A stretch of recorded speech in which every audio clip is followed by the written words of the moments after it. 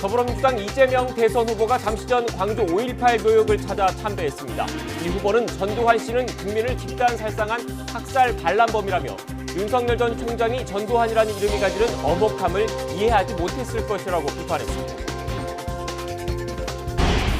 국민의힘 대선 주자인 윤석열 전 검찰총장이 전두환 옹호 발언에 이어 개에게 사과를 주는 사진을 올려 논란이 다시 증폭되고 있습니다. 국민의힘 대선 주자들은 오늘 오후 YTN에서 열리는 두 번째 맞수 토론에 나섭니다. 대장동 사건 관련자 가운데 처음으로 구속 기소된 유동규 전 성남도시개발공사 기획본부장이 거액의 뇌물을 받은 적이 없다며 혐의를 부인했습니다. 검찰은 공범과 구체적 역할 분담 등을 명확히 조사한 뒤 유 씨의 배임 혐의도 처리할 것이라고 밝혔습니다. 어제 코로나19 신규 확진자가 1,440명 발생해 목요일 기준으로 14주 만에 1,500명 아래로 내려왔습니다. 김부겸 국무총리는 그동안 고통이 컸던 업종과 감염 확산 위험이 낮은 시설부터 과감하게 방역 완화 조치에 나설 것이라고 말했습니다. 성김 미 국무부 대북특별대표가 한미 북핵 수석대표 협의를 위해서 내일 방한합니다. 노기덕 한반도 평화교섭본부장을 만나서 북한의 SLBM 시험 발사 등을 논의할 것으로 보이는데 종전선언에 대한 미국의 추가 입장이 나올지 주목되고 있습니다. 정부가 유류세를 한시적으로 인하하기로 하고 다음 주 세부 내용을 발표합니다. 이억 원 기획재정부 제1차관은 유류세 인하폭과 적용 시기 등 구체적인 방안을 조만간 확정하고 액화 천연가스, LNG에 대한 할당 관세율 추가 인하안도 함께 발표할 것이라고 말했습니다. 시청자 여러분 안녕하십니까? 뉴스앤 이슈 시작합니다. 대장동 개발 특혜 의혹을 수사하는 검찰이 어젯밤 유동규 전 성남도시개발공사 기획본부장을 재판에 넘겼습니다. 뇌물 혐의 등이 적용됐는데 배임 혐의는 일단 공소장에서 빠졌습니다. 검찰은 배임 혐의는 공범 등을 명확히 밝혀 처리하겠다고 밝혔습니다. 취재기자 연결합니다. 김경수 기자. 네, 서울중앙지검입니다. 네, 대장동 특혜 의혹으로 재판에 넘겨진 건 유 전 본부장이 처음인 거죠? 네, 그렇습니다. 어젯밤 9시 10분쯤 서울중앙지검 전담수사팀은 유동규 전 본부장을 구속 상태에서 재판에 넘겼습니다. 구속기한 만료 하루 전에 기소를 한 건데요. 지난 2013년 성남도시개발공사의 전신인 성남시설관리공단 재직 시절 대장동 개발업체로부터 3억 5천여만 원을 받은 혐의가 적용됐습니다. 검찰은 남욱 변호사, 정영학 회계사 그리고 부동산업자 정모 씨가 함께 돈을 마련했고 남 변호사가 유 전 본부장에게 전달한 것으로 보고 있습니다. 유 전 본부장 공소장에는 화천대유 측으로부터 700억 원을 받기로 약속했다는 혐의도 적시됐습니다. 2014년과 2015년 성남도시개발공사 기획본부장 근무 당시 대장동 개발업체 선정과 사업협약 체결 과정에서 민간 사업자에 유리하도록 편의를 봐주고 대가를 받기로 했다는 겁니다. 다만 앞서 구속될 때 영장에 포함됐던 배임 혐의, 그러니까 성남시에 수천억대 손해를 끼쳤다는 혐의는 빠졌는데요. 검찰은 유 전 본부장의 배임 혐의는 공범과 구체적인 역할 등을 명확히 조사한 뒤에 처분할 방침이라고 설명했습니다. 배임 혐의 외에도 유 전 본부장이 화천대유 대주주 김만배 씨로부터 받았다는 5억 원 뇌물 혐의도 공소장에는 적시되지 않았습니다. 앞서 김만배 씨 구속영장이 기각된 만큼 입증 가능한 혐의만 우선 적용한 것으로 풀이가 됩니다. 네, 김경수 기자, 유동규 전 본부장도 오늘 입장을 내놨죠? 네, 그렇습니다. 유 전 본부장은 거액의 뇌물을 받은 사실이 없다며 여전히 혐의를 부인을 하고 있습니다. 변호인을 통해서 오늘 오전에 낸 공식 입장인데요. 유 전 본부장 측은 김만배 씨가 수백억을 줄 것처럼 얘기해서 맞장구 치다 녹음을 당해 이 사건의 주범으로 잘못 몰렸다고 주장하기도 했습니다. 일단 유 전 본부장을 기소한 검찰은 나머지 인물들에 대한 수사도 계속 이어갈 방침입니다. 어제 유 전 본부장과 김만배 씨, 남욱 변호사, 정영학 회계사를 이틀 연속 불러 강도 높게 조사했는데요. 서로 말이 엇갈리는 4명을 대질 조사하고 350억 로비 정황 등이 담긴 정영학 녹취 파일도 일부 들려주며 사실관계를 확인한 것으로 전해졌습니다. 오늘도 핵심 인물들에 대한 추가 조사가 이어집니다. 30분 전쯤 남욱 변호사가 도착해서 조사실로 올라갔는데 각종 질문에 구체적인 답변은 하지 않았습니다. 어제 성남시청 시장실과 비서실을 압수수색한 검찰은 오늘도 시청 정보통신과를 추가로 압수수색하며 이메일과 문서 자료 등을 확보하고 있습니다. 지금까지 서울중앙지검에서 전해드렸습니다. 국민의힘 대선 주자인 원희룡 전 제주지사가 유동규 전 성남도시개발공사 기획본부장이 검찰의 압수수색 직전 통화한 사람은 더불어민주당 이재명 대선 후보의 복심이라고 주장했습니다. 원 전 지사는 CBS 김현정의 뉴스쇼에서 현재 유 전 본부장이 악역은 다 하고 버려지는 상황에 부닥친 거라고 말했습니다. 이어서 압수수색 당시 유 전 본부장의 통화 대상은 이 후보와 유 전 본부장을 중간에서 연결할 수 있는 사람이었을 것이라고 덧붙였습니다. 원 전 지사는 통화 대상이 이 후보의 복심이라는 제보도 받았다면서 제보자는 당시 유 전 본부장과 통화했던 인물의 통화를 옆에서 지켜본 사람이라고 부연했습니다. 대장동 개발 특혜 의혹을 수사하고 있는 검찰이 무소속 곽상도 의원의 뇌물수수 의혹과 관련해 곽 의원의 아들을 처음 소환 조사했습니다. 서울중앙지검 전담수사팀은 어제 곽상도 의원의 아들 곽모 씨를 피의자 신분으로 불러 조사했습니다. 검찰은 화천대유에 근무했던 곽 의원 아들이 퇴직금 등의 명목으로 받은 50억 원을 곽 의원에 대한 뇌물로 의심하고 있습니다. 특히 과거 문화재청 소관상임위에 속했던 곽 의원이 외압을 행사해 화천대유 측의 대장동 개발 부지의 문화재 발굴 관련 편의를 봐준 것으로 보고 있습니다. 코로나19 신규 확진자 수가 이틀 연속 1,400명대를 유지하면서 확진자 수는 안정적인 감소세를 보이고 있습니다. 정부는 이르면 내일 코로나19 백신 접종 완료율이 70%를 넘을 것으로 예상했습니다. 취재기자 연결합니다. 개훈이 기자. 네, 개훈입니다. 네, 신규 확진자 현황부터 전해주시죠. 네, 오늘 0시 기준 코로나19 신규 환자는 1,440명입니다. 어제보다 1명이 줄었습니다. 일주일 전인 지난 금요일 1,684명과 비교해도 244명 적습니다. 금요일 발표 기준 확진자 수는 14주 만에 1,500명 아래로 떨어졌습니다. 최근 일주일간 하루 확진자 수를 봐도 1,408명으로 전주보다 290명이 줄었는데 확산세는 확실히 주춤해진 것으로 보입니다. 네 자릿수 확진자가 108일째 이어지고 있지만 지난 8일 이후 2주 연속 2,000명을 넘지 않고 있습니다. 감염 경로를 보면 국내 발생이 1,420명이고 해외 유입 사례가 20명입니다. 지역별로 보면 서울 513명, 경기 512명, 인천 120명 등 수도권에서만 1,145명의 신규 환자가 나왔습니다. 전체 지역 발생의 80.6%입니다. 수도권 밖에서는 부산과 경북 44명, 충북 40명, 충남 27명 등 17개 시도 전역에서 환자가 나왔습니다. 코로나19 관련 사망자는 16명이 늘었고 위중증 환자는 7명이 줄어 342명입니다. 백신 접종도 순조롭게 진행되고 있죠? 네, 이르면 내일 백신 접종 완료율이 전 국민의 70%를 넘을 것으로 보입니다. 김부겸 국무총리는 오늘 일상회복지원위원회 모두 발언을 통해 이르면 내일 접종 완료율이 70%를 넘어서게 될 것으로 예상한다며 단계적 일상회복의 출발점에 서서히 다가서고 있다고 말했습니다. 접종을 모두 마친 사람은 오늘 0시 기준 500만 3,778명으로 전 국민 대비 백신 접종 완료율은 68.2%입니다. 접종 완료율 70% 도달에 필요한 추가 접종 완료자는 94만 603명으로 100만 명도 채 남지 않았습니다. 접종 완료율은 정부가 단계적 일상회복 전환 기준으로 제시한 70%에 빠르게 근접하고 있습니다.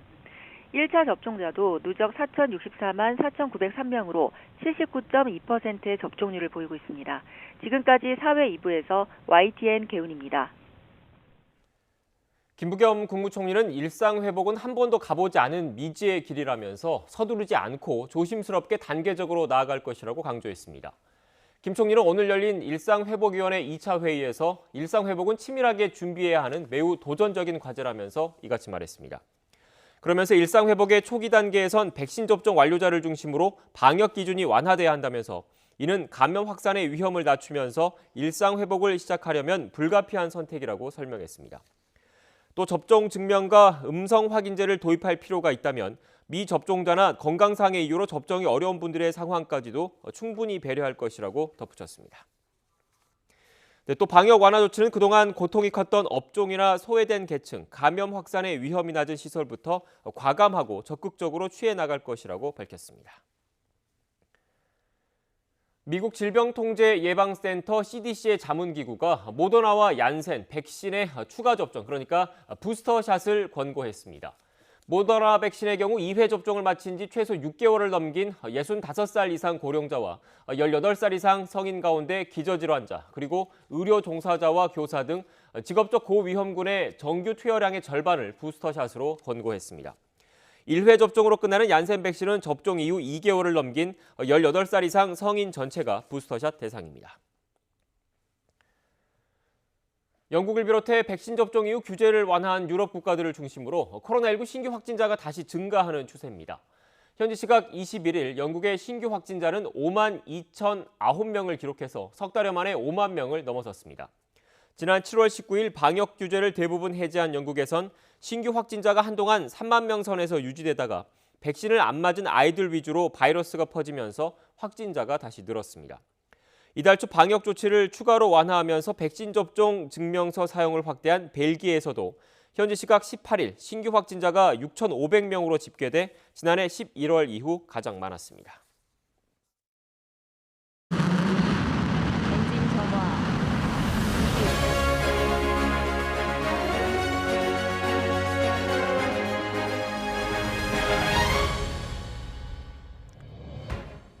순수 우리 기술이 담긴 누리호가 고도 700km까지 힘차게 날아올랐습니다.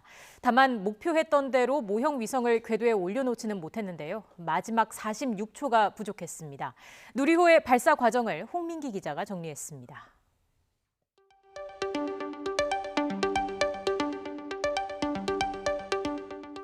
발사 당일 지상에서 마지막 밤을 보낸 누리호 주변엔 긴장감이 흘렀습니다. 오전 10시 내부 전기 설비를 점검하는 등 누리호 발사 준비가 본격적으로 시작됐습니다. 누리호가 견디기 힘들 정도로 강한 고층풍 때문에 발사가 늦어질 수 있다는 예측이 나오기도 했지만 과학기술정보통신부는 예정된 발사 시각에 변동은 없다고 밝혔습니다. 긴장의 순간은 이어졌습니다. 기상 상황과 발사체 상태를 다시 점검한 발사관리위원회는 오후 2시 반 발사 시각을 처음 계획보다 1시간 늦춰진 오후 5시로 확정했습니다. 오전 11시 반쯤 누리호를 점검하던 중 하부 밸브에 문제가 있는 것으로 보여 확인하느라 시간이 지연됐기 때문입니다. 다만 문제는 없는 것으로 확인됐고 이후 준비는 순조롭게 진행됐습니다. 그리고 마침내 5시 정각, 누리호는 75톤급 엔진 4개에서 밝은 불꽃을 내뿜으며 우주를 향해 날아올랐습니다. 나로호의 실패 원인이었던 페어링 분리에도 성공한 누리호는 발사 15분 만에 목표인 고도 700km에 위성 모사체를 올려놓는 데 성공했습니다. 다만 30분 동안 데이터 분석을 마친 결과 위성 모사체가 목표 고도에는 도달하지 못한 것으로 확인됐습니다. 3단에 장착된 7톤급 액체 엔진이 목표된 521초 동안 연소되지 못하고 475초에 조기 종료되었기 때문입니다. 하지만 주요 발사 단계를 모두 이행했고 엔진 클러스터링과 단 분리 기술 등 핵심 기술을 확보했다는 점에서 분명한 성과를 남겼습니다. 누리호는 이번 경험을 바탕으로 다음해 5월 진짜 위성을 싣고 재도전에 나섭니다. 드넓은 우주를 오롯이 우리 힘으로 탐험할 수 있을 때까지 도전은 앞으로도 끊임없이 이어질 예정입니다. YTN 홍민기입니다. 전해드린 것처럼 누리호 발사가 완벽하게 목표에 이르지 못한 건 3단 로켓에서 변수가 발생했기 때문입니다. 하지만 가장 큰 고비로 꼽았던 1단 로켓 추진에는 막힘이 없었습니다. 내년 5월 두 번째 도전이 더 기다려지는 이유입니다. 이어서 이성규 기자가 보도합니다. 누리호의 심장인 75톤 엔진. 지난 2018년 하나의 엔진으로 구성된 시험 발사는 성공했습니다. 누리호는 75톤 엔진 4개를 묶어 1단으로 사용합니다. 4개의 엔진이 마치 하나처럼 작동하는 클러스터링이라는 고도의 기술이 필요합니다. 연구진이 누리호 발사에서 가장 큰 고비로 꼽는 부분이었습니다. 엔진 4개를 클러스팅 하는데 그 비행 중에 엔진 하나가 오작동을 하게 되면 발사체 자세 제어가 힘들어집니다. 그리고 최악의 경우에는 발사 실패도 하게 되고요. 하지만 1단과 2단 로켓은 연수와 분리 모두 시원스럽게 통과했습니다. 우려가 무색할 정도였습니다. 문제는 전혀 고려하지 않았던 3단에서 발생했습니다. 7톤급 액체 엔진이 예정했던 연소 시간보다 46초나 덜 타고 꺼져버린 겁니다. 마지막 구간에서 탄력을 받아 초속 7.5km의 속도로 궤도에 진입해야 하는데 그 속도에 도달하는 데 실패했습니다. 세부 원인과 이런 것들은 저희 기술진들이 좀 더 분석을 해봐야 되겠지만은 부족한 부분은 저희들이 조사위원회 및 내부진들의 검토를 통해서 내년 5월에는 문제가 없도록 보완을 하겠습니다. 7톤 엔진은 75톤 엔진보다 구조가 훨씬 간단해 원인을 찾고 개선하는데 큰 어려움은 없을 것으로 보입니다. 따라서 내년 5월로 예정된 2차 발사에는 완벽한 상태의 누리호로 미완이 아닌 완성된 발사에 도전할 수 있을 전망입니다. YTN 사이언스 이승규입니다. 아쉬운 점은 있지만 이번 누리호 발사를 나름의 성공으로 꼽는 이유가 있습니다. 순수 우리 기술로 우주 운송 수단을 확보했기 때문입니다. 이 기술력은 다른 산업에도 긍정적인 효과를 기대할 수 있습니다. 김현우 기자의 보도입니다. 이번에 우주로 향했던 누리호에는 모두 37만 개나 되는 부품이 장착됐습니다. 국내 기업과 연구소에서 자체 개발한 것입니다. 누리호의 심장, 75톤급 액체 엔진의 설계와 제작뿐 아니라 추진기관 시험 설비와 종합 연소시험 시설도 국산화했고 모든 검증 과정도 직접 수행했습니다. 최종 우주궤도 안착에는 실패했지만 인공위성이나 탐사선을 우주로 실어보낼 수 있는 핵심 운송 기술을 자력으로 확보한 것은 최대 성과로 꼽을 수 있습니다.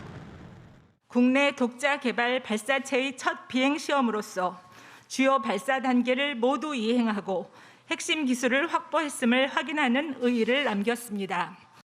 10여 년에 걸친 땀의 결실로 위성 항법 시스템, GPS를 대체할 독자 서비스 개발은 물론 세계 최초 5세대 이동통신, 5G를 넘어 6세대 이동통신으로의 빠른 전환에 대한 기대감을 높였습니다. 또 누리호 발사로 얻은 지식과 첨단 기술은 앞으로 다른 산업군으로 확산해 부가가치를 생산할 수 있습니다. 영하 183도 이하의 저온부터 3000도 이상의 고온까지 견딘 누리호의 엔진 기술은 극저온 LNG 운송용 선박 제작에 도움이 됩니다. 이 밖에도 항공과 전자, 통신, 소재 등 다양한 전후방 산업 연관 효과를 기대할 수 있습니다. 우리 산업적으로도 부가가치를 하고 우리 산업체가 이제 거기에서 어떤 점유를 하면서 국가 경제에도 이제 기여할 수 있는 그런 면에서 이제 우주 개발, 우주 산업화가 굉장히 중요하다고 보고 있습니다. 전문가들은 이번 발사로 우주 발사체 기술 고도화는 물론 우주 전담 조직 신설과 투자 확대, 제도적 지원이 이어져야 한다고 입을 모읍니다. YTN 김현우입니다. 문재인 대통령은 대단한 성과를 이뤘다며 축하를 보냈습니다. 또 이제 한 걸음만 더 나아가면 된다면서 연구진들을 향해 존경과 격려를 표하며 전폭적인 지원을 약속했습니다. 보도에 홍선기 기자입니다. 문재인 대통령은 나로 우주센터로 내려가 누리호 발사 장면을 현장에서 직접 지켜봤습니다. 누리호가 지축을 흔들며 우주로 향하는 순간엔 박수를 치며 발사 성공을 기원하기도 했습니다. 아쉽게도 더미 위성을 궤도에 올리지는 못했다는 소식이 전해졌지만 문 대통령은 실패보다는 성공을 강조했습니다. 첫 번째 발사로는 매우 훌륭한 성과를 거뒀다는 겁니다. 발사 관제로부터 이륙, 공중에서 벌어지는 두 차례 엔진 점화와 로켓 분리, 페어링과 더미 위성 분리까지 차질 없이 이루어졌습니다. 완전히 독자적인 우리 기술입니다. 그러면서 이제 한 걸음만 더 가면 된다며 완전 성공까지 갈 길이 얼마 남지 않았다고 강조했습니다. 누리호 개발에 참여한 사람들에게도 위로 대신 존경과 격려를 전했습니다. 오랜 시간 불굴의 도전 정신과 인내로 연구 개발에 매진해온 항공우주연구원과 학계 300개가 넘는 국내 업체의 연구자, 노동자, 기업인들께 진심으로 존경과 격려의 인사를 드립니다. 문 대통령은 전 세계가 우주 경쟁에 뛰어드는 뉴스페이스 시대에 정부의 흔들림 없는 투자를 약속했습니다. 내년부터 3조 7천억 원 규모의 한국형 위성 항법 시스템 KPS 개발 사업을 본격 추진한다고 밝혔습니다. 또 2030년에는 우리 발사체를 이용해 달 착륙 꿈을 이룰 것이라는 청사진도 내놨습니다. YTN 홍선기입니다. 독도 북동쪽 한일 중간 수역에서 전복한 어선의 실종자 수색이 사흘째 이어지는 가운데 사고 선박이 침몰했습니다. 동해지방해양경찰청은 오늘 오전 6시 반쯤 독도 북동쪽 168km 공해상에서 뒤집힌 72톤급 홍계자비 어선 제11 일진호가 바닷속으로 가라앉았다고 밝혔습니다. 해경은 사고 선박이 침몰함에 따라 날이 밝는 대로 시도할 예정이었던 선체한 수중 수색에 차질이 불가피할 것으로 보고 있습니다. 사고 선박에 타고 있던 9명 가운데 어제 2명은 구조되고 1명은 숨진 채 발견됐으며 한국인 2명과 외국인 4명 등 6명은 아직 찾지 못하고 있습니다. 성김 미국 국무부 대북특별대표가 종전선언 문제 등 현안을 협의하기 위해서 내일 한국을 방문합니다. 김 대표는 모레 우리 측 북핵 수석대표인 노규덕 외교부 한반도 평화교섭본부장과 대면 협의를 진행할 예정입니다. 앞서 노 본부장과 김 대표는 이번 주 초 미국 워싱턴에서도 만나 한미일 북핵 수석대표 회동을 했습니다. 이후 우리 정부 당국자는 종전선언이 북한과 대화를 시작하기 위한 계기로서 상당히 유용하다는데 한미 간 공감대가 있다며 미국 행정부 내부에서도 검토가 이루어지고 있는 것으로 알고 있다고 밝혔습니다. 이에 따라 김 대표는 종전선언에 대한 미국 측 협의 결과를 토대로 우리 측과 협의를 이어나갈 것으로 보입니다. 더불어민주당 이재명 대선 후보는 광주와 경남 봉하마을을 잇따라 찾아서 지지층 결집에 나섭니다. 국민의힘 유력 대선 주자인 윤석열 전 검찰총장 측은 전두환 옹호 발언에 이어서 SNS에 개에게 사과를 주는 사진을 올려서 논란을 키우고 있습니다. 국회 취재기자 연결하겠습니다. 조성호 기자. 네, 국회입니다. 네, 2차례 국정감사 출석을 마친 이재명 후보. 조금 전 광주에 도착했다면서요? 네, 이재명 후보는 오늘 오전 광주에 있는 국립 5.18 민주묘지를 참배했습니다. 오후에는 경남 김해 봉하마을로 이동해서 고 노무현 전 대통령 묘역을 참배하고 권양숙 여사를 예방합니다. 경선 이후 경기지사로서 2차례 국정감사를 마친 뒤 여당 대선 후보로 진행하는 사실상 첫 일정입니다. 민주당의 상징성이 큰 광주와 봉하마을을 첫 출발지로 선택한 건 경선 이후 흩어진 지지층을 다시 모으려는 의지로 읽힙니다. 광주를 찾은 이 후보의 말을 들어보시죠. 공정한 세상을 만들자는 생각을 하게 돼서 제 인생을 통째로 바꿨기 때문에 제가 광주는 저의 사회적 삶을 새롭게 시작하게 한 사회적 어머니라고 제가 말씀드리는 것입니다. 동시에 경쟁자였던 이낙연 전 대표와 회동을 추진하면서 원팀을 꾸리기 위한 준비에 나섰는데요. 이 전 대표와 회동, 문재인 대통령과 면담 일정을 협의하면서 경기지사직을 내려놓는 시점도 조율할 예정입니다. 네, 국민의힘 대권 주자인 윤석열 전 검찰총장, 전두환 씨 관련 발언에 대해서 사과를 했는데 이후에 또 논란이 불거진 것 같습니다. 네, 윤석열 전 총장은 부적절했다는 지적과 비판을 겸허히 받아들이고 유감을 표한다고 했는데요. 제대로 된 사과가 아니라는 추가 비판에 SNS에 광주 민주화 운동 피해자들에게 송구하다는 글을 다시 올리기도 했습니다. 그런데 사과 당일인 어젯밤 윤 전 총장 캠프에서 관리하는 반려견 토리의 SNS에 사과를 개에게 주는 사진이 올라왔습니다. 사과의 진정성이 의심된다는 논란이 바로 불거지자 2시간 정도 뒤에 내리긴 했는데요.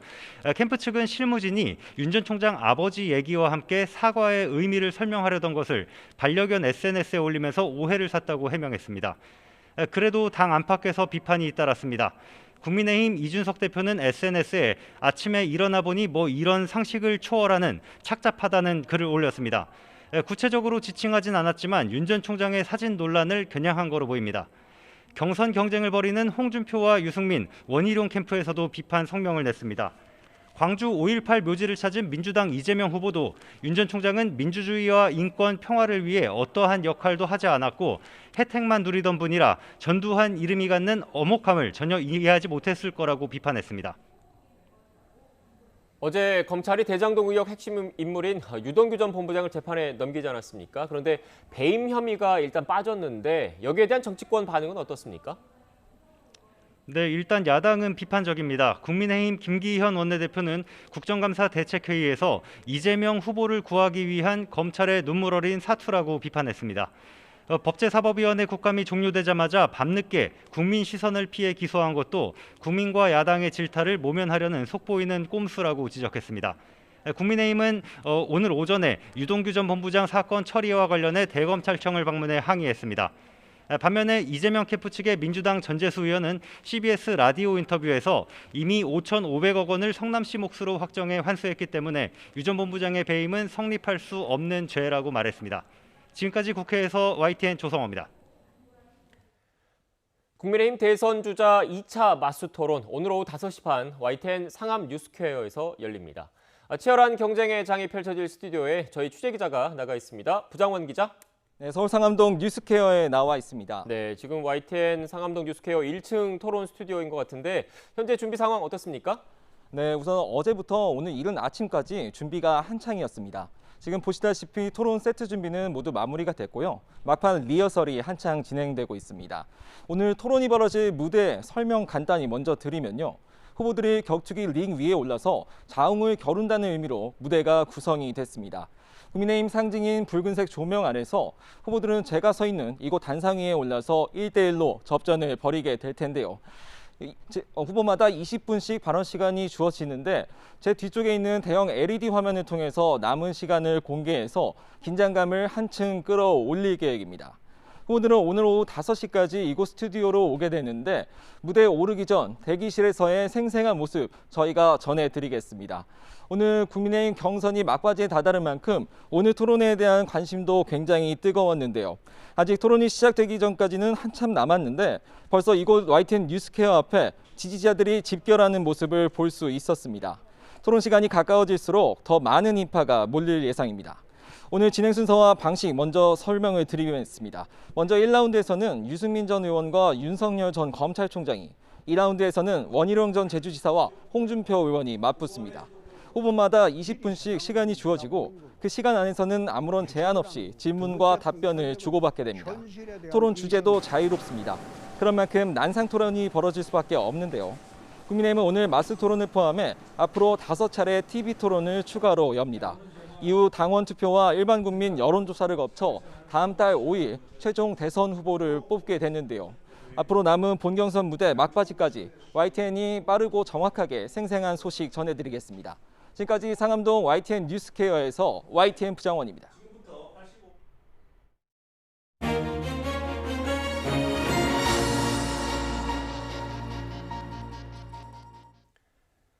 첫 한국형 발사체 누리호, 목표였던 발사 성공했습니다. 하지만 아쉽게도 위성 안착에는 실패하면서 절반의 성공으로 마무리했습니다. 네, 누리호 1차 발사가 남긴 의미와 과제 전문가와 함께 자세히 짚어보겠습니다. 장영근 한국항공대 항공우주기계공학부 교수와 함께하겠습니다. 어서 오십시오. 네, 안녕하십니까. 네. 교수님, 완벽한 성공까지 딱 한 걸음 모자랐던 것 같습니다. 그래도 큰 성과를 거뒀다 이렇게 봐야겠죠? 아, 그렇죠. 네. 저희가 실질적으로 이제 75톤 엔진과 그리고 그 75톤을 묶어서 그래서 이제 300톤 추력을 내기 위해서 그 묶는 기술, 그다음에 75톤 엔진, 뭐 경우에 따라서는 뭐 작은 엔진이 또 기술적으로 어려운 부분이 많이 있습니다. 그래서 적어도 이제 3단 엔진을 빼놓고는 1, 2단은 뭐 완전히 성공을 했고 그 외에도 각종 1단, 2단, 2단, 3단 그리고 위성체, 그다음에 페어링 분리 이런 것들은 대부분 다 어려운 고비들은 넘어갔습니다. 그래서 저희가 이제 3단에 대해서만 검토를 좀 더 해봐야 될 필요가 있겠습니다. 예, 네. 어제 그 발사 장면 보시면서 가장 좀 긴장이 됐던 순간은 어느 때였을까요? 뭐 사실 뭐 처음부터 다 긴장이 되죠. 네. 그러니까 이게 또 이제 문제가 뭐냐면은 뭐 저도 옛날에 이제 나로 때도 이게 똑같이 이렇게 방송국에서 설명을 하면서 이 문제가 뭐냐면 그쪽에서 그 발사 관제소에서 실제 텔레메트리라고 그래서 현재 상황들을 다 데이터를 볼 수가 있어요. 네. 뭐 분리가 됐다, 성공적으로 됐다, 안 됐다 이런 것들. 근데 실질적으로 기자분들이 일부가 거기 들어가 있지만은 바로바로 이게 전송이 안 돼요. 그러다 보니까는 우리가 또 볼 수 있는 거는 발사체라는 게 초기 한 1분 정도 보면 끝이에요. 왜냐면 올라갈 때 보면은 다만 이제 TV에서는 이 망원 렌즈 가지고 이거를 좀 확대해서 보여주니까 조금 더 볼 수 있는 거지. 그 외에 이제 우주로 까마득하게 올라가면은 어떻게 됐는지 모르는 거죠. 그때는 이제 그 발사체에서 보내주는 데이터만 가지고 우리가 이제 판단을 해야 되니까요. 그래서 뭐 저는 뭐 예를 들어서 뭐 어제 끝나서 이제 30분 뒤에도 계속 아무 얘기가 없으니까 네. 제가 대뜸 이거 문제가 좀 있구나.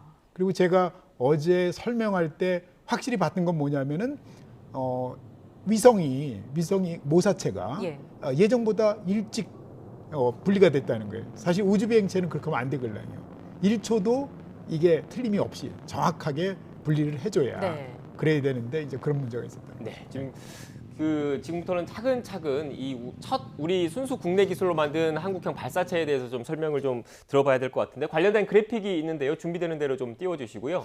일단 한국형 발사체 누리호 개발 과정에 대해서 이렇게 보고 계십니다. 보시는 것처럼 막대한 예산, 그리고 긴 시간, 그리고 수많은 연구진들의 노력이 지금 합쳐져서 그 결과물이라고 봐야 되는 거죠. 어떤 점이 그렇죠. 가장 힘든 겁니까? 개발 과정에서? 기술적으로 힘들지 않은 거 없습니다. 네. 그러니까 예를 들면은 제가 특히 힘들다는 거는 우리가 액체 로켓 엔진을 실질적으로 30톤급도 개발해 본 적이 없습니다. 그 전에 75톤급 정도 개발하면서 30톤급에 대한 엔지니어링 시제품 형태, 엔지니어링 모델을 개발을 했는데 사실 그걸 시험할 장소가 없었어요. 2000년대에는. 그래서 그걸 러시아 가서 또 시험하려고 그랬더니 그러니까 얘네들이 쉽게 빌려주질 않아요. 또 미국의 압력도 있었는지 어쨌는지 하여튼 그래서 우리가 이제 독자적으로 시험 시설까지 구축해서 독자 엔진을 개발하자 했던 거고요. 그래서 75톤 엔진을 개발하는 게 원래 초기에 제가 기획 연구에 참여했을 때 사실은 75톤 엔진을 처음부터 개발하는 거에 대해서 반대하는 입장이었어요. 너무 크다. 그래서 기술적 난이도가 너무 크다. 그래서 얘기를 했고 그 당시에 과감하게 가자 해서 이제 75톤 엔진으로 갔는데 어쨌든 어제 발사할 때 그 75톤을 또 내기 묻는 것도 굉장히 어려운 기술이고 국내에서 처음 해보는 기술이에요. 그래서 그 부분을 성공적으로 올리고 해서 굉장히 흥분됐죠. 그런데 역시 지난번에도 그 나로 발사할 때도 처음에 발사할 때 페어링 분리에 대한 것이 바로 전송이 우리한테 소식이 안 전해져가지고 그냥 잘 성공했다고 그러고 박수 쳤었어요. 그리고 나중에 이제 그런 문제가 있었다 이렇게 됐고 어제도 그런 측면에 있어서 상당히 아쉬웠습니다. 마지막에. 네. 지금 관련된 화면이 나가고 있는데 맨 윗부분 이 부분에 어떻게 보면 인공위성을 실으면 위성 발사체가 되는 거고 여기에 그 탄두를 실으면 대륙간 탄도미사일 ICBM이 된다고 하더라고요. 비슷한 원리라고 하더라고요. 그래서 주요 우주개발 선진국들이 관련된 기술을 다른 나라에게 절대 알려주지 않는 그래서 개발하는 게 더 힘든 측면도 있다고 하던데요. 실제로 저 발사체에다가 위에 위성을 넣으면 발사체고 탄두를 넣으면 미사일이 되는 건 아닙니다. 그렇습니까? 두 개 성격이 조금 다릅니다. 그러니까 기본적으로 로켓 엔진을 사용하는 거는 같아요. 그러니까 쉽게 제가 설명을 드리면 미리 실패에 대한 거를 말씀을 드리면 어제 예를 들면 3단위 46초를 덜 연소를 미리 이제 꺼졌어요. 46초를 완전히 연소를 안 해서. 그래서 고도는 올라갔는데 문제는 뭐냐면 얘가 1단, 2단, 3단으로 구성된 게 뭐냐면 인공위성이 어떤 고도에서 돌기 위해서는 거기에 초속도를 줘야 됩니다. 그걸 탈출 속도라고 그러는데요. 만일에 얘가 고도가 700km 올라갔다. 그러면 초속 7.5km의 속도를 줘야 됩니다. 그러니까 7.5km/s의 속도를 줘야 되는데 어제는 3단 엔진이 연소가 46초 미리 중지가 됐기 때문에 그래서 실제로 한 6.7km/s밖에 얻지를 못했어요. 그 얘기는 무슨 얘기냐면 7.5km/s를 얻어야 얘가 지구를 돕니다. 이렇게. 근데 얘가 그 속도가 못 얻어지면 어떻게 되면 중력이 더 커져요. 그러니까 중력이 더 커지니까 얘가 어떻게 되면 그냥 떨어집니다. 그래서 실제로 어제도 위성 모사체가 그냥 700km 올라갔다가 속도를 못 얻어서 그냥 추락했어요. 그냥 그게 이제 어떻게 보면 그 궤도가 그런 식으로 추락하는 게 탄도탄이 그렇게 추락하는 겁니다. 올라갔다 떨어지는 거죠, 그냥요.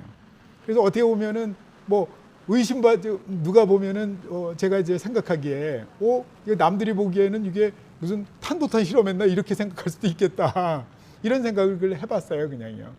그런 건 아니지만 그래서 어쨌든 간에 이 기술이라는 게 상호 호환성은 있는데 분명한 거는 지금 요새 미사일들은 액체 로켓 엔진 안 씁니다. 왜냐하면 액체 로켓 엔진 하면 어제처럼 주입하는데 엄청 시간 걸리고요. 특히 우리가 개발한 거는 액체 산소를 쓰지 않습니까? 그 액체 산소를 쓰면은 영하 183도씨 이하를 계속 유지해 가면서 얘가 준비를 해야 되기 때문에 그 시설이 어마어마합니다. 그러니까 대부분 다 액체 로켓 엔진을 쓰는 미사일도 다 저장성, 대기 상태에서 액체로 쓰지 처음부터 이렇게 안 하죠. 그래서 제가 말씀드리는 거는 우리 누리호 개발할 때는 원천적으로 우리가 탄도미사일을 ICBM을 개발하겠다 이런 의도는 전혀 없다. 그리고 그런 의도가 있다 그러면 액체 산소 이런 거 안 씁니다. 그러니까 산화제도 저장성으로 대기에서 액체를 그대로 유지할 수 있는 그런 산화제를 쓴다. 네.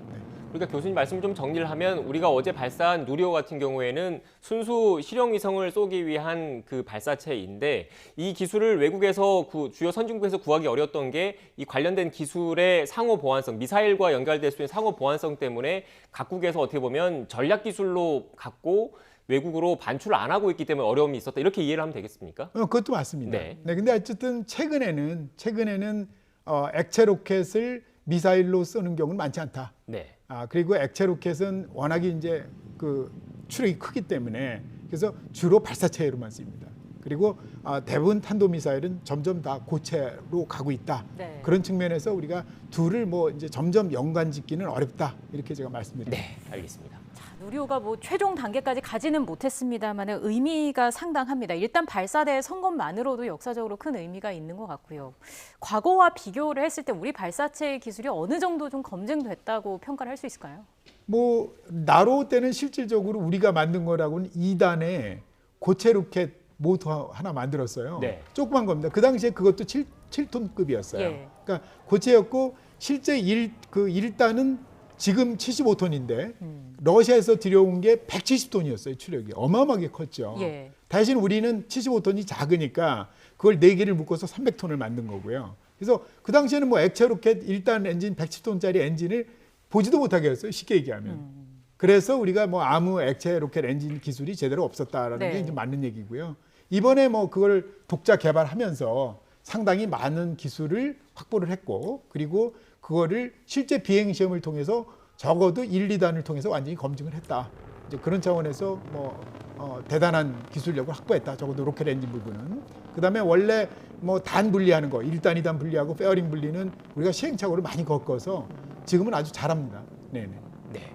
지금 이렇게 그 우주 발사체 기술이라는 게 어떻게 보면 한 나라의 첨단 기술이 집합된 집약체라는 평가를 받고 있더라고요. 앞서 우주 발사체 발사에 성공한 나라들은 어떤 나라들이 있고 그 나라들과 비교해서 우리의 지금 현재 수준은 어느 정도인지가 좀 궁금하거든요. 네, 뭐 세계 최초의 그 이제 우주 발사체로 쓴 게 뭐냐면 러시아가 네. 1957년에 뭐 들으셨겠지만은 세계 최초의 위성이 스푸트닉 1호예요. 얼마 전 백신 이름과 좀 같은. 네. 그러니까 스푸트닉 1호를 57년에 쐈는데 그거를 쏜 게 R7이라는 그 발사체인데 네. 실제는 걔가 뭐냐면은 ICBM이었어요. 네. 대륙간 탄도탄이었고 그걸 약간 개조해서 발사체로 쏜 거고요. 그 이후에 바로 이제 스푸트니크의 충격을 받았죠, 미국이. 왜냐하면 야, 쟤네들이 저거를 만일에 핵폭탄을 놓고 우리한테 쏘면 그러면 미국에서 그냥 핵으로 다 죽겠구나. 그래서 그게 이제 스푸트닉 샥이라고 알려진 거고요. 그래서 자기네들도 바로 개발을 해서 쏜 게 이제 그 익스플로러 1이라는 위성을 쐈어요. 그래서 그 위성을 쏜 게 1958년 1월이었습니다. 네. 그래서 이제 두 번이 갔죠. 그 다음에 이제 뭐 그 이후에 뭐 예를 들면 프랑스, 실제로 이제 프랑스는 전체 러시아 스페이스, 유로피언 스페이스 에이전시를 만들어서 이제 유럽이 다 이제 통제를 해서 유럽이 함께 발사체를 개발을 했고요. 그 다음에 뭐 중국, 일본, 인도 이런 순으로 개발을 했죠. 그리고 이제 우리가 뭐 자꾸 이게 7번째라고 그러는데 사실은 그 외에도 이스라엘, 그 다음에 이란, 그리고 북한이 먼저 사실은 발사체를 성공을 시켰어요. 그래서 실질적으로 우리가 10번째인데 우리가 굳이 7번째라고 하는 거는 적어도 한 1톤 이상의 지금 말씀드린 이스라엘이나 이란이나 마지막에 북한은 최대 100km에서 한 400km 정도 조그만 발사체입니다. 그래서 1톤급 이상을 발사한 거는 뭐 한 우리가 7번째다 이렇게 표현을 하는 거죠. 네, 제대로 된 실용위성을 우주로 쌓아 올릴 수 있는 능력은 7번째 정도 된다 이 말씀이신 거네요. 네네. 네. 그 성능을 또 확보하기 위해서 수많은 반복 발사도 계속 이루어져 왔겠죠. 그렇게 해야죠. 사실은 우리가 지금 제가 아쉽게 생각하는 부분이 뭐냐면 예를 들면 우리가 이번에 쏘고서 성공을 했더라도 앞으로 2027년까지 내년 5월까지 포함해서 한 4번, 5번 정도 발사한다. 그러면 1년에 한 번도 제대로 안 되는 거거든요. 이렇게 발사해가지고는 우선 우리가 300개 기업이 참여했다고 엄청 네. 선전을 하잖아요. 그러면 300개 기업이 다 먹고 살고 인력을 유지하려면은 상당히 1년에 최소한도 2-3번 정도는 발사를 해줘야 그런 물량이 있어야 인력도 유지하고 제작하는 사람들도 소위 얘기해서 자기들이 돈을 벌 수 있는 거죠. 그러니까 이렇게 뜨문뜨문해가지고는 우리가 기술적으로도 신뢰성을 확보하기 어렵다. 그리고 이걸 산업화하기 어렵다. 그래서 이제 그런 부분에서 일단은 초기에는 정부 투자가 필요한 거고요. 그것이 이제 앞으로 산업화돼서 상업화가 되면 커머셜리 그러면 이제 발사 시장에 나가서 해외의 발사체, 예를 들면 스페이스X의 팔콘 9이 그런 발사체인데요. 그런 데랑 이제 경쟁을 해야 된다. 그래야 이제 우리가 외국 위성을 발사해주고 돈을 벌게 되는 거죠. 그래야 이제 상업화가 되는 거고 성공적인 발사체 이제 운영을 할 수 있는 거죠. 예. 산업화에서. 네, 일단 내년에 2차 발사가 또 예정돼 있기 때문에 당장 그 2차 발사 전에 확인해야 될 거는 지금 그 목표한 고도까지 쏴서 올리긴 했는데 위성을 궤도에 안착시키는 문제, 어떤 부분이 문제가 있었는지를 명확하게 원인 규명을 하고 그 부분을 조정을 해서 2차 발사할 때 안정성을 좀 확보를 해야 되는 측면이 있을 거지 않습니까? 네. 그리고 더 나아가서 산업화를 한다면 지금 저희가 뭐 외신을 통해서 많이 보고 하지만 미국의 민간 기업, 일부 민간 기업 같은 경우에는 이 로켓 엔진 자체를 발사체를 재사용하더라고요. 네. 다시 사용한다는 건 그만큼 어떻게 보면 상업적으로 이익을 남길 수 있는 구조가 있는 건데 그런 부분에 대한 기술 개발도 좀 필요할 것 같습니다.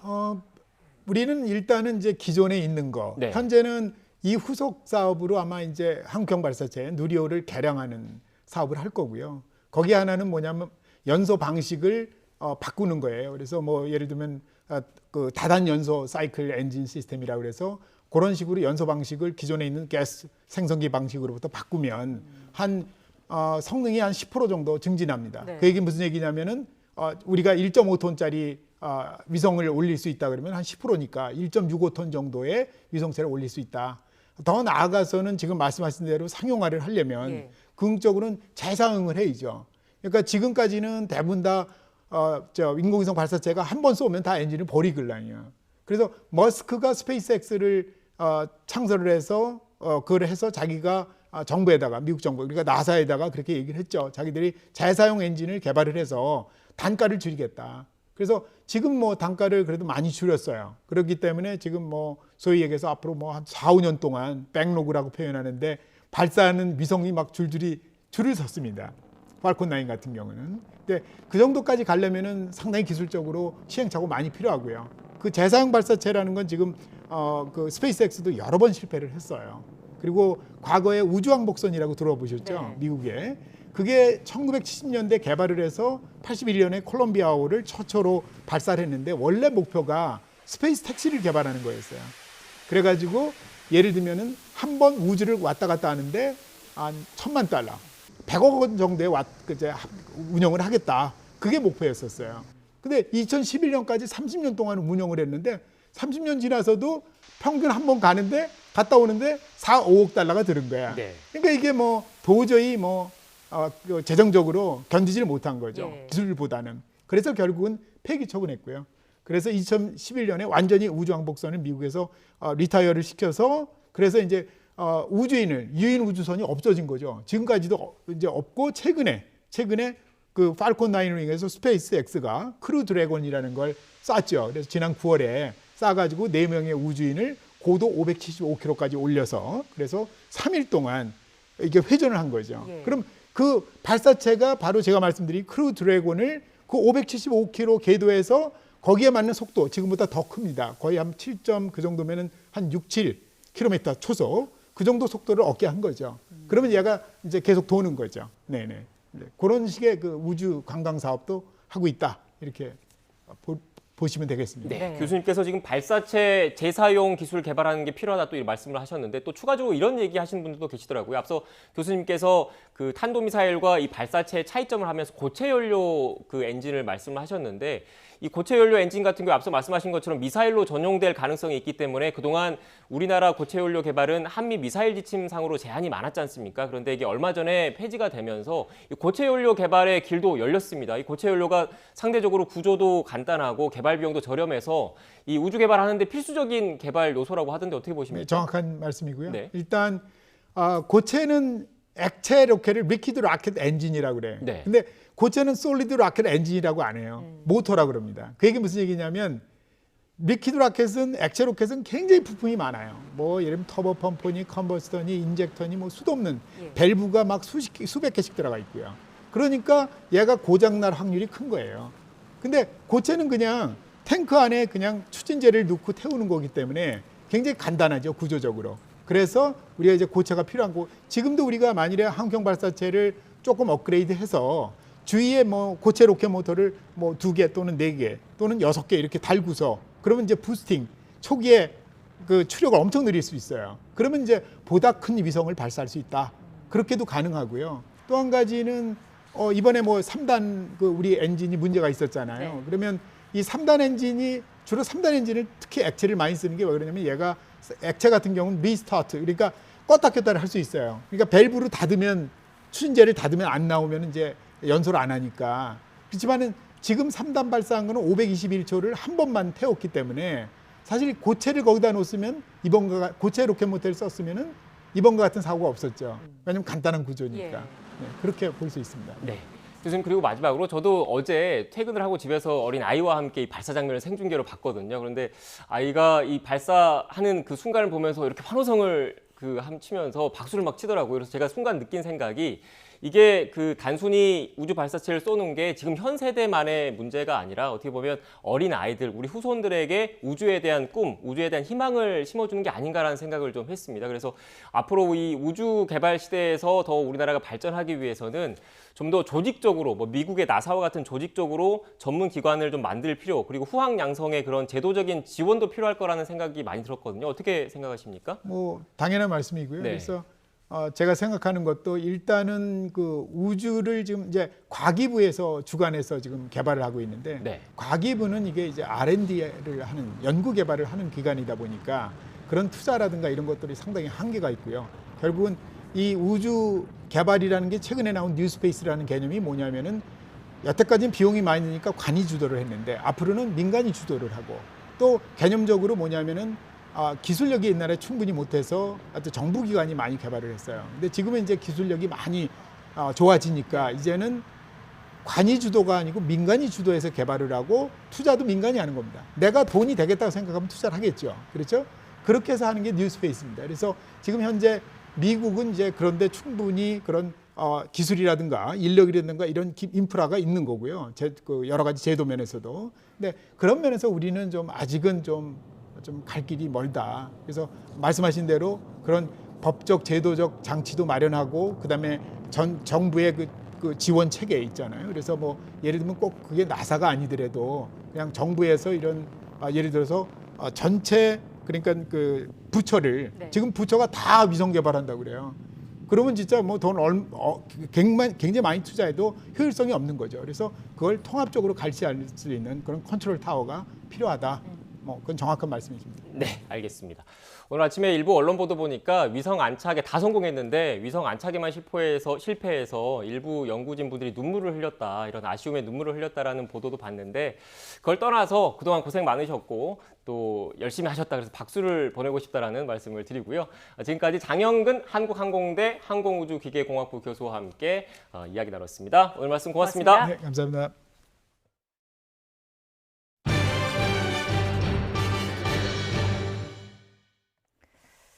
세계은행이 내년 상반기까지 가파른 에너지 가격 상승이 계속돼 세계적인 인플레이션으로 이어질 위험성을 경고했습니다. 인플레 문제는 미국 경제에도 우려가 되고 있는데 이 때문에 바이든 대통령의 리더십이 절반 아래로 떨어졌다는 여론조사 결과까지 나왔습니다. 워싱턴 강태욱 특파원의 보도입니다. 세계은행은 에너지 가격이 내년에는 올해보다 80% 이상 상승하겠으며 하반기에나 꺾일 것으로 전망했습니다.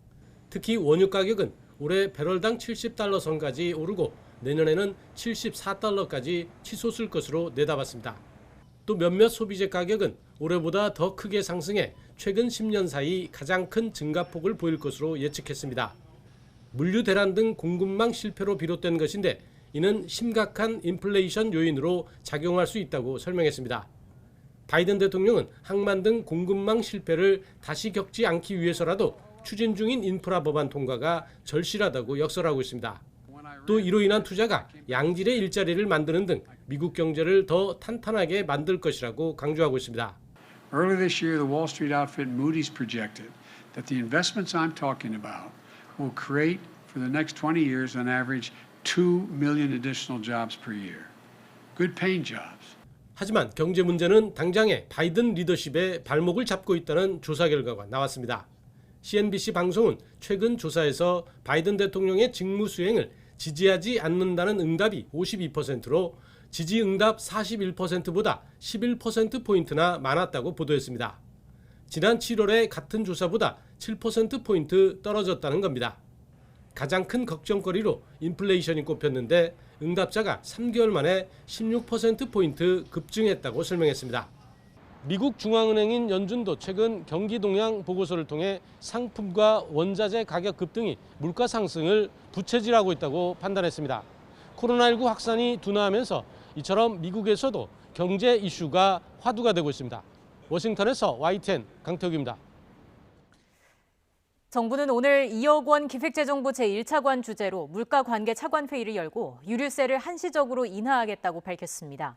이 차관은 유류세 인하 폭과 적용 시기 등 구체적 방안을 조속히 확정해 다음 주에 열리는 비상경제중대본회의에서 세부 내용을 발표할 것이라고 말했습니다. 이 차관은 이어 천연가스 가격 급등에 대응해 현재 2%인 액화 천연가스, LNG에 대한 할당 관세율을 추가 인하하는 방안도 함께 발표할 것이라고 덧붙였습니다.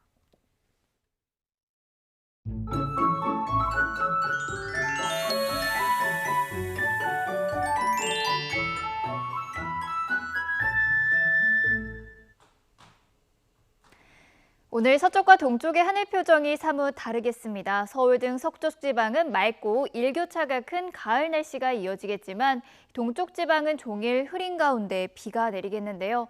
특히 오후부터는 대기 불안정이 심해지면서 돌풍과 벼락, 우박을 동반하기도 하겠습니다. 현재 동해안에는 약하게 비가 내리고 있습니다. 낮 동안 강원 영서와 충북, 영남 지방까지 비가 확대하겠는데요. 비는 오늘 밤이면 대부분 그치겠고 비의 양은 5에서 30mm가량이 되겠습니다. 오늘 낮 기온은 어제와 비슷하겠습니다. 서울의 한낮 기온은 16도, 대전은 17도, 대구는 18도, 부산은 19도 선을 보이겠습니다. 이번 주말과 휴일 전국이 대체로 맑은 가운데 일교차가 크게 벌어지겠고요. 휴일 낮부터는 추위도 서서히 풀리겠습니다. 지금까지 날씨 정보였습니다. 뉴스 NC 2부는 정치권 소식으로 문을 열겠습니다. 저희는 잠시 뒤에 뵙겠습니다.